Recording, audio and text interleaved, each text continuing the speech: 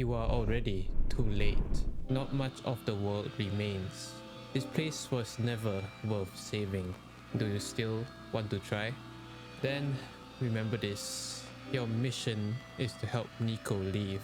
And most importantly, you only have one shot.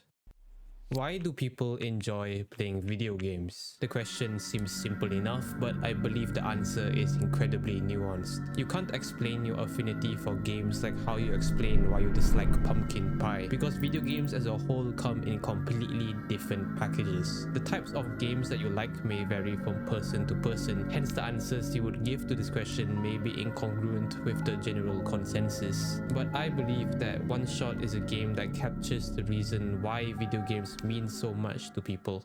OneShot establishes a very unique relationship between the player and the game, as it treats you, yes, you, as an entirely different overseeing entity. Nico is a cat-looking child originating from another world, sent as a messiah tasked with returning the sun to the tower, saving the world in the process. You're not self-inserting as Nico, you aren't even exactly controlling Nico either. All you're doing is guiding Nico as an invisible companion. This distinction is made even clearer by the words of the entity, something that is talking directly to the player. The game encourages you to play in windowed mode, a rather weird recommendation, especially for professional gamers. Like many RPGs, Nico is able to interact with the environment and characters to obtain items that are used to progress deeper towards the tower. The thing is that the gameplay isn't bound by the borders of the window. Some puzzles provided by this mysterious entity manages to bleed outside of this digital world, urging you to solve it instead of Nico. In this puzzle, you need to find the code to this vault by opening a text file within your own computer's file manager, hidden within the Documents tab. In another puzzle, you need to pass this film through the void and back again. The void hidden beyond the borders of your view, the literal edges of your computer screen. And finally, you need to navigate this maze, with each room appearing identical with 4 different passageways. To navigate this maze and the preceding doors, you need to open a file within your computer that reveals a torn page, alongside a clover symbol that you need to align with the symbol in-game. Not only is this used for smart exposition, but the pages are torn in a way that guides you through the maze, the pages updating with each new room entered. I cannot stress enough how creative and cool this puzzle is, especially in the first playthrough. You and Nico have to interact with various characters in order to reach the tower, slowly getting attached to the world itself. At the same time, you're both seeing how the world is deteriorating due to the lack of sun. The desolate outermost edges of the world are littered with depowered robots, completely void of any signs of organic life. The glen is a region that is slowly crumbling upon itself, separating into several small islands, causing its inhabitants to migrate towards the innermost region, the refuge, a metropolitan area that is closest to the tower. Nico is a kind and compassionate individual, so getting to interact with all these new faces is suddenly making their declaration to return home all the more difficult, ultimately leading to the most important choice you'll have to make on Nico's journey.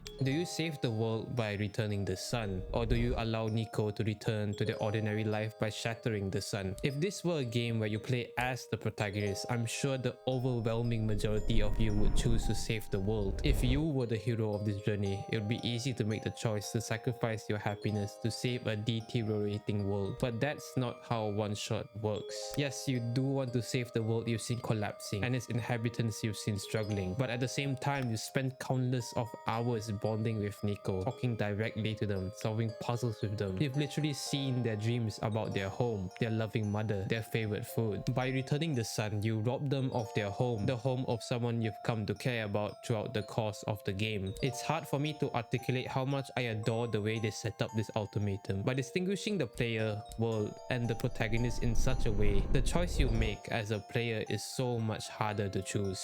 And no matter what option you choose, as the entity said, you only had one shot. Nico is no longer in the game, or at least not able to be contacted by you. You're stuck in the bedroom you started in, no title screen to retreat to, no buttons to press. But you should know how this game works by now. The gameplay is not bound by the borders of a window. If you truly care about saving this world and truly care about returning Nico to their rightful home, you'll find a way.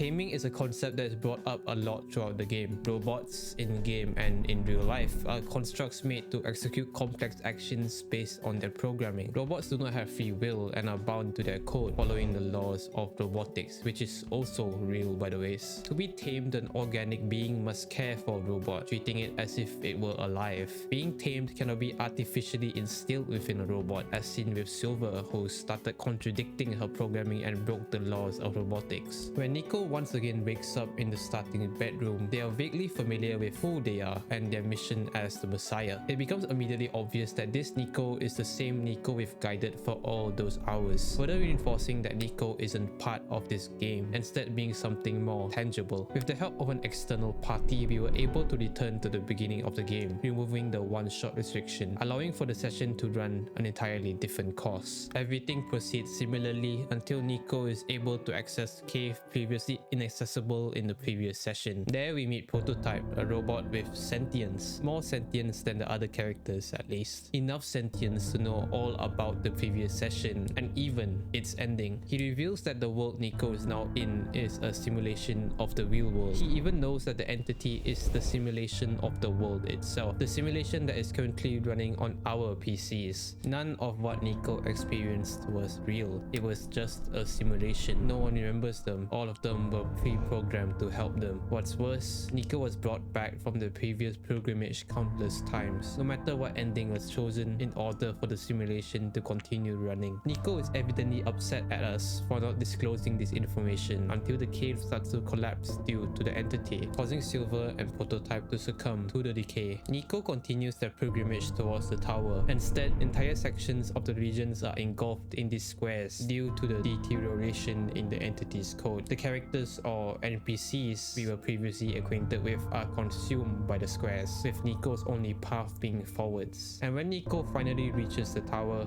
they have one final confrontation with the entity.